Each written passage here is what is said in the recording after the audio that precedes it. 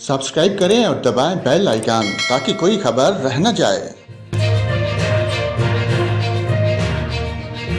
नाजरीन, आपको बताएं, बलूचिस्तान के बेशतर अजला में अगले 24 घंटों में बारिश और बर्फबारी का इम्कान है।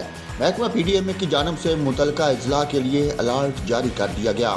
तफसीलात के मुताबिक महकमा मौसमियात ने सुबह के मुख्तलिफ अजला में 27 से 29 दिसंबर तक बारिशों और बर्फबारी की पेश गोई की है।